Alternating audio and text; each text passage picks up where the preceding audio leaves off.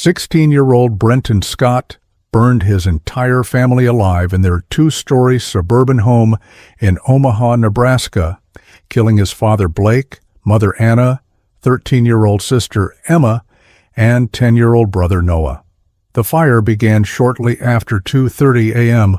while all four victims were asleep, spreading rapidly through the structure as accelerants ensured the blaze would consume the home before anyone could escape. First responders arrived to find the house fully engulfed, with temperatures so extreme that portions of the structure had already collapsed, making rescue attempts impossible.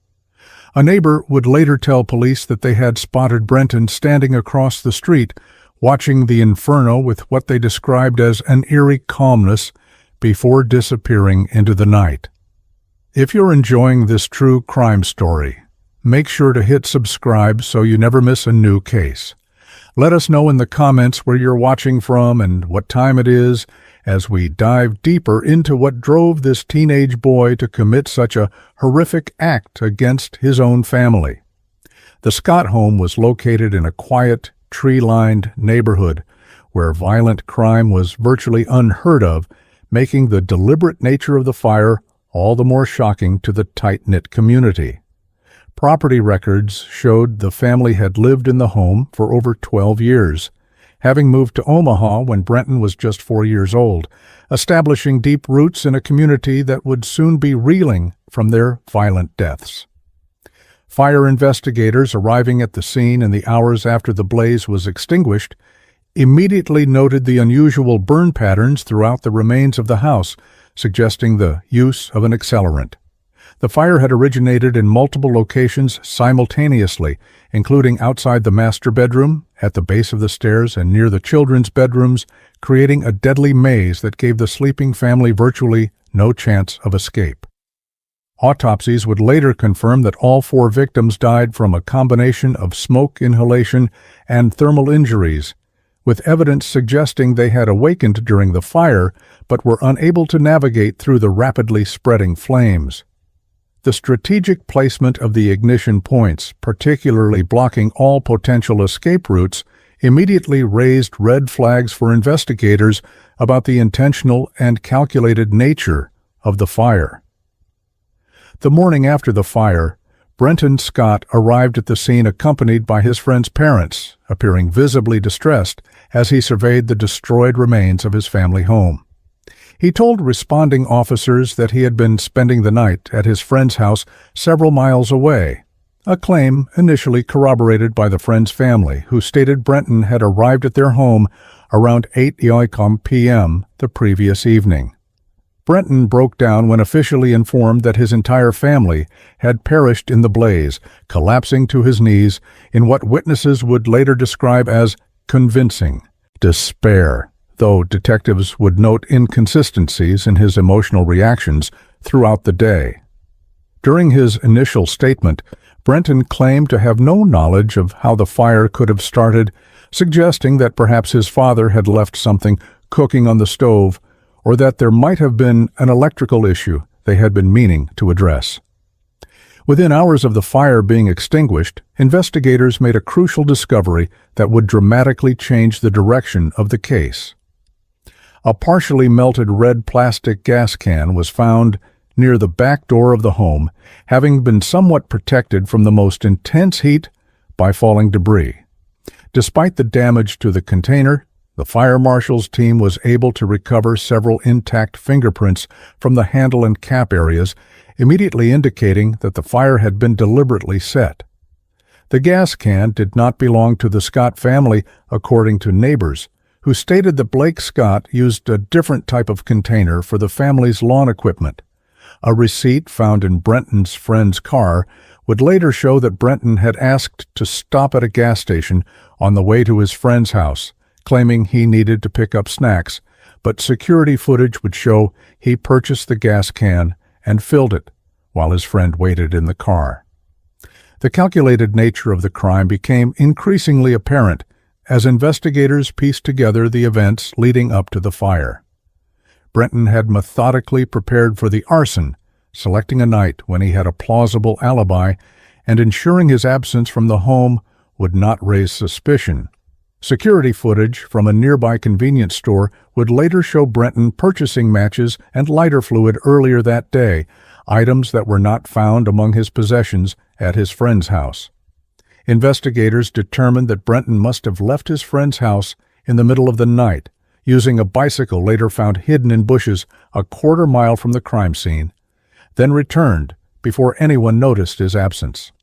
The precision with which the accelerant was distributed throughout the home, focusing on exits and hallways, demonstrated a disturbing level of premeditation and knowledge of how to maximize the deadly efficiency of the fire. Omaha Fire Department Captain James Cooper, a 22-year veteran and lead fire investigator, would later testify that the Scott house fire was among the most deliberately set he had encountered in his career. The person who set this fire wanted to ensure there would be no survivors, Captain Cooper stated in his preliminary report, noting the careful placement of accelerant trails leading from each bedroom to central ignition points. The temperature of the blaze had reached over 1,500 degrees Fahrenheit in some areas, hot enough to melt aluminum fixtures and cause portions of the home structure to fail within minutes. When asked about potential motives for such an elaborate setup, Cooper initially suggested it could be the work of someone with a personal vendetta against the family, never suspecting that the perpetrator was the family's oldest child who had carefully orchestrated the elimination of his entire immediate family. As dawn broke over Omaha that Sunday morning, neighbors gathered behind police lines, many still in pajamas and bathrobes, watching in shock as emergency personnel continued to work through the smoldering ruins. Local news crews arrived shortly after, broadcasting live as body bags were eventually carried out of the charred remains of the once pristine suburban home. Brenton Scott stood among the crowd of onlookers, accepted into the grieving circle of neighbors who offered condolences to the poor boy who had lost everything overnight. A middle-aged woman who lived across the street was captured on news footage with her arm around Brenton's shoulders, telling a reporter through tears that this poor child is all alone in the world now, unaware that she was comforting the very person responsible for the tragedy.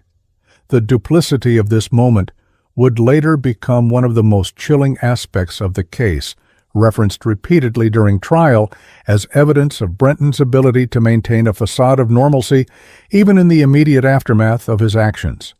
The Scott family had been fixtures in the community, with Blake coaching the local high school baseball team and Anna volunteering at the Children's Hospital, where she worked as a pediatric nurse.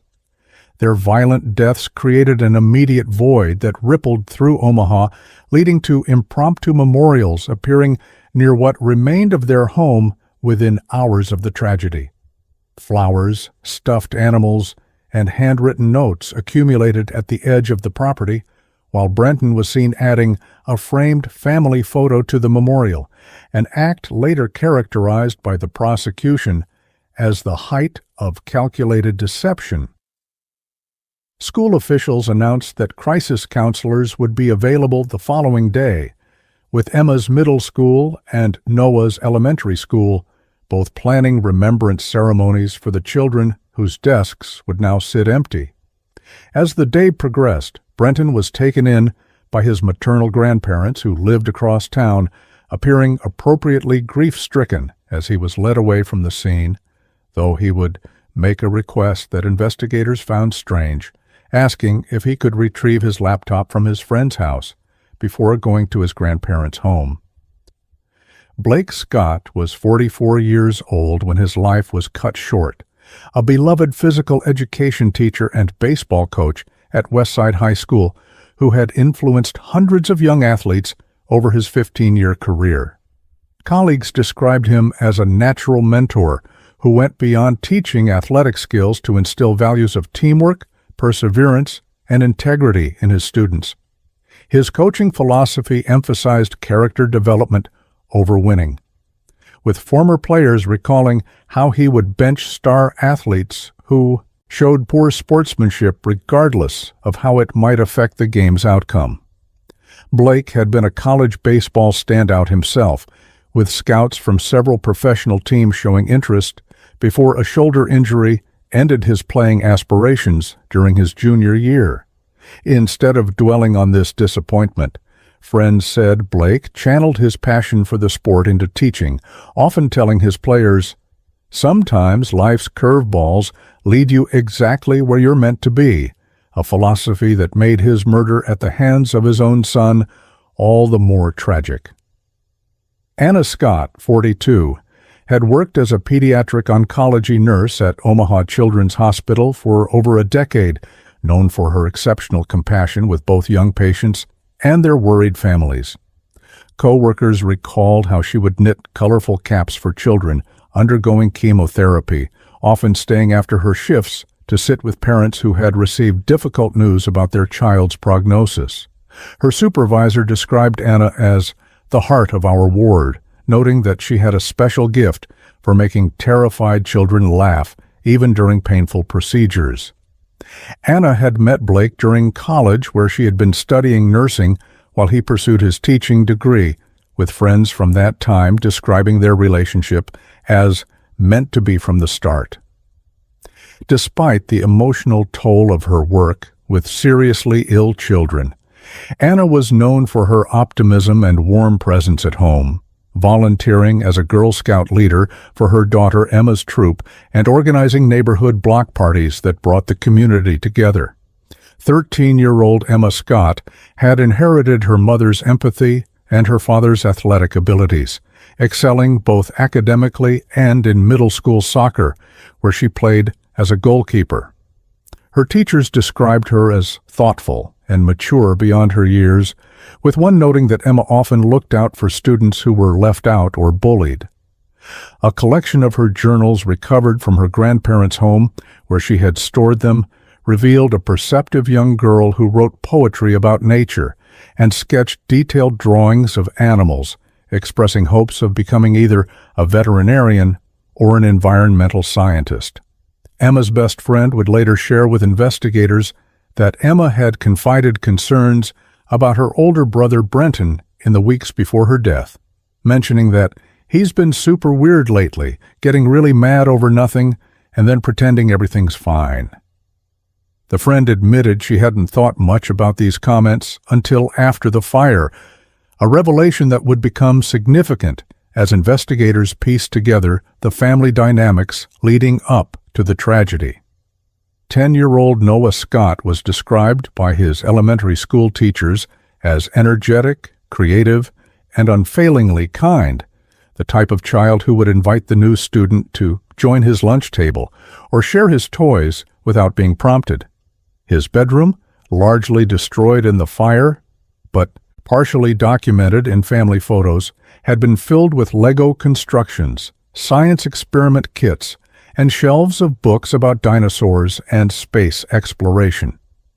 Noah had recently won his school's science fair with a project on renewable energy, building a working model of a solar-powered water filtration system that impressed the judges with its ingenuity. His baseball coach, who had worked closely with Blake Scott, broke down during his police interview when describing how Noah always stayed after practice to help collect equipment, noting that little boy had his father's heart and work ethic. A partially completed Father's Day card was found in the debris of Noah's room, with the words, "To the best dad ever," still legible on the charred paper, a heartbreaking reminder that the fire had occurred just 1 week before Father's Day. The Scott family had been deeply integrated into their community, with their home often serving as a gathering place for neighborhood children and team celebrations. Blake and Anna were known for their open-door policy, welcoming their children's friends and making space for any child who needed temporary refuge or a sympathetic ear. The couple had celebrated their 20th wedding anniversary just 2 months before their deaths, renewing their vows in a small ceremony attended by close friends and family, including Brenton, who had appeared supportive and had even offered a toast to his parents that guests later described as surprisingly heartfelt. Holiday photos recovered from family members showed what appeared to be a close-knit unit that enjoyed camping trips, had yearly traditions for birthdays, and volunteered together at a local food bank every Thanksgiving. These glimpses into the family's life made the eventual revelation about Brenton's deep resentment all the more shocking to those who had observed the Scott family from the outside, never suspecting the dangerous undercurrents beneath the surface of their seemingly ideal family life. Anna's mother, Margaret Phillips, provided investigators with perhaps the most nuanced perspective on the family dynamics, revealing complexities that weren't immediately apparent to outside observers. While she described Anna and Blake as devoted parents, she acknowledged that Brenton had always been a more challenging child than his siblings, requiring additional patience and different parenting approaches. Margaret recalled that Brenton had been diagnosed with attention deficit disorder in elementary school and had struggled with the structured environment of traditional education, often feeling frustrated by academic setbacks while watching his younger siblings excel more easily. She noted that Anna had spent countless hours advocating for Brenton in school meetings, arranging tutoring, and seeking ways to highlight his strengths, efforts that apparently went unrecognized by Brenton himself, who increasingly perceived these interventions as confirmation that something was wrong with him, rather than as expressions of parental support. This growing sense of deficiency compared to his siblings, Margaret suggested, might have contributed to the resentment that eventually manifested in violence, though she emphasized through tears that nothing could have prepared us for this. Nothing Anna and Blake did deserved this response. The tragic irony of the Scott case, as noted by several people close to the family, was that Blake and Anna had been particularly attentive to ensuring Brenton didn't feel overshadowed by his higher-achieving siblings. Family videos recovered from cloud storage showed numerous instances of the parents highlighting Brenton's contributions and achievements, with Blake often emphasizing his oldest son's creative thinking and problem-solving abilities. Anna had advocated for Brenton to participate in an alternative education program that better suited his learning style, resulting in a significant improvement in his grades and apparent happiness during his freshman year of high school. Brenton's paternal grandfather described how Blake had spent countless hours in the garage with Brenton working on a restoration project for a vintage motorcycle, an activity specifically chosen to create one-on-one time with his eldest son. These efforts to connect with and support Brenton made his claim of feeling invisible within the family particularly baffling to those who had witnessed the parents' consistent attempts to nurture his self-esteem and celebrate his individuality. In the days following the fire, the Omaha community responded with an outpouring of grief and support, organizing a candlelight vigil attended by over 1,000 people, including students from the schools where Blake taught and Emma and Noah had attended. Anna's colleagues from the hospital arrived in scrubs, many coming directly from shifts, standing together in silent tribute to their fallen friend. The baseball team Blake had coached formed a circle at the center of the gathering, each player placing a baseball cap on the ground to create a memorial that was later moved to the high school trophy case. Friends of Emma and Noah brought artwork, poems, and letters expressing what the siblings had meant to them, creating a tapestry of memories that testified to the impact the young victims had made in their brief lives. Throughout this public expression of communal grief, Brenton Scott stood beside his grandparents, accepting condolences with downcast eyes, occasionally wiping away tears in what many observed as appropriate mourning behavior, never suspecting that his performance concealed the terrible truth that would soon come to light. As investigators began to piece together the final days of the Scott family, a complex picture emerged of lives cut short in their prime, futures erased, in a single night of violence. Blake had been preparing his summer baseball camp schedule with notes for upcoming practices found on his desk. Anna had been organizing a fundraiser for the pediatric cancer ward, with her phone calendar showing meetings scheduled for the following week. Emma's soccer team was headed to regionals, her uniform washed and ready in her closet, while Noah had been excited about the upcoming space camp he was scheduled to attend in July. The mundane details of their interrupted lives, half-read books on nightstands, a grocery list magnetized to the refrigerator door, a family vacation to Yellowstone planned for August, underscored the profound wrongness of their absence, the ordinary rhythms of family life violently disrupted by an unimaginable act of betrayal from within. As one detective noted in her report, the most disturbing aspect of this crime is not just that these 4 lives were extinguished, but that they were taken by the very person who shared their history, their home, and what should have been their unconditional love. The 911 call came in at 2:43 a.m. on that fateful Sunday morning, placed by Harold Jennings, a retired firefighter who lived 3 doors down from the Scott family. "There's a house on fire, 4872 Maple Street," Jennings reported with professional calm that belied the urgency of the situation. "It's fully involved, flames coming through the roof already. I don't see any movement inside, but there's a family of 5 that lives there." The dispatcher assured him that units were being dispatched as they spoke, asking if he knew whether anyone was home. Harold's voice wavered slightly as he responded, "Their cars are both in the driveway. They should all be home except maybe the oldest boy. He sometimes stays with friends." This initial observation about Brenton's possible absence, made without any suspicion by a concerned neighbor, would later become a critical piece of information as investigators began to untangle the events of that night. The first emergency vehicles arrived at the scene within 4 minutes of the call, but Omaha Fire Department Captain Ramirez would later testify that they knew immediately they were facing a recovery rather than a rescue operation. The fire had already compromised the structural integrity of the 2-story colonial-style home, with flames visible from all windows and portions of the roof already collapsed. "In my 17 years of service, I've rarely seen a residential fire spread so completely, so quickly," Ramirez noted in his official report.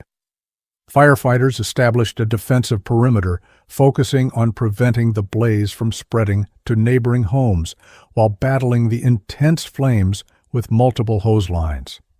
The extreme heat kept first responders from entering the structure for nearly 3 hours, with several firefighters requiring treatment for heat exhaustion, despite their protective gear and the relatively cool June night. When teams were finally able to enter the remnants of the home shortly after dawn, they made the grim discovery of 4 bodies positioned in ways that suggested the victims had awakened during the fire, but were unable to escape the rapidly spreading flames. Fire Marshal Investigator Sarah Phillips arrived at the scene as the flames were being brought under control, immediately noting several concerning aspects about the fire's behavior.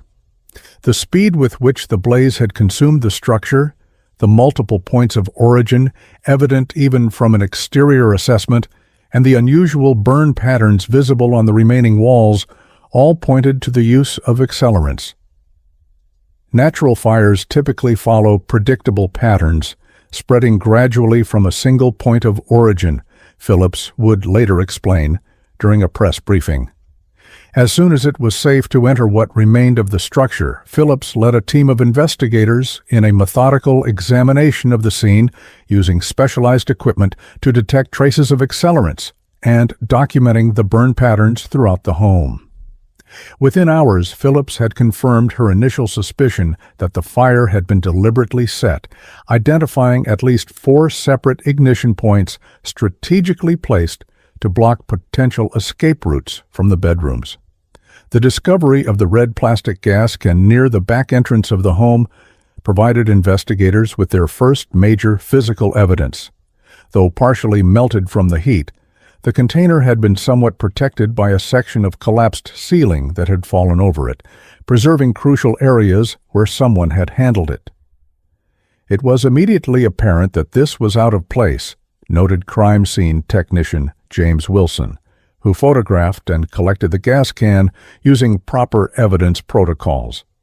Despite the challenging conditions of the fire scene, Wilson was able to apply fingerprint powder to several areas of the container that appeared to have intact latent prints. To the investigators' satisfaction, multiple fingerprints were revealed on both the handle and the screw cap of the gas can, suggesting that whoever had placed it there had made no attempt to conceal their handling of the container. These prints were photographed, lifted, and immediately sent to the Omaha Police Department's forensic laboratory for analysis, becoming the foundational physical evidence in what was now classified as a quadruple homicide investigation. Within hours of recovering the bodies, Detectives Daniel Martinez and Rebecca Sullivan began canvassing the neighborhood, starting with Harold Jennings, the neighbor who had placed the 911 call. Jennings provided valuable information about the Scott family's routines and his observations from the previous evening, noting that he had seen both family vehicles in the driveway when he walked his dog around 10:30 p.m. Everything seemed normal. Lights were on downstairs, but nothing unusual, Jennings recalled. Other neighbors reported similar observations, with several mentioning that Brenton sometimes stayed overnight with friends on weekends, information that prompted the detectives to ask about Brenton's whereabouts. By mid-morning, they had located Brenton at his friend Tyler Schmidt's home, where he had supposedly spent the entire night. When detectives arrived to speak with Brenton, they deliberately withheld information about the discovery of accelerants, wanting to assess his reaction and statements without revealing the full extent of their knowledge about the crime. Detective Sullivan, who conducted the initial interview with Brenton at the Schmidt residence, noted that his reaction to learning about the fire seemed appropriate, but slightly performative. He displayed the expected shock and distress, but there was something rehearsed about it, Sullivan would later testify. When asked about his whereabouts the previous night, Brenton provided a detailed account of arriving at Tyler's house around 8:00 p.m., playing video games until around midnight, and then going to sleep in the basement guest room. Tyler's parents, Mark and Karen Schmidt, initially corroborated this timeline, stating they had seen both boys playing games in the evening and that, to their knowledge, Brenton had remained in their home all night. However, when pressed about whether they had actually checked on the boys during the night, Karen Schmidt admitted, "Well, no, once they went downstairs to sleep, we wouldn't have known if Brenton left during the night." The basement has a separate entrance. As Brenton was being interviewed, the second critical piece of evidence emerged at the fire scene. A partially burned smartphone recovered from what had been the family's kitchen. Though damaged by heat and water, forensic technicians were able to extract data from the device, identifying it as belonging to Blake Scott. The phone's last activities included several text messages exchanged with Brenton the previous evening, with the final message from Blake reading, "Okay, have fun at Tyler's. Remember, you have SAT prep tomorrow at 2. Most significantly, the phone contained photos taken just days before the fire, including several family pictures from a baseball game where Brenton appeared noticeably distant from the rest of the family, standing apart with what analysts would later describe as a cold, evaluating expression, while his parents proudly embraced Emma and Noah, who were wearing team jerseys. This digital evidence, combined with the fingerprints recovered from the gas can, began to paint a disturbing picture that directed investigators' focus squarely on the family's oldest son. The preliminary autopsy reports delivered another shock to investigators. The medical examiner determined that all 4 victims had been alive when the fire began, with evidence of soot in their lungs indicating they had breathed smoke before succumbing. Blake Scott was found in the hallway outside the master bedroom, suggesting he had awakened and attempted to reach his children before being overcome. Anna was found near a window in the master bedroom, apparently having tried to escape or signal for help. Most heartbreaking were the positions of Emma and Noah, found together in Emma's room, with evidence suggesting the older sister had tried to shield her younger brother from the flames. The positioning of the bodies tells a story of a family desperately trying to survive and protect each other, medical examiner Dr. Patricia Nguyen stated in her report. The deliberate placement of accelerant outside each bedroom door, effectively trapping the family inside, transformed what was already a horrific crime into one of calculated cruelty, strengthening investigators' determination to build an airtight case against whoever was responsible. By late afternoon on the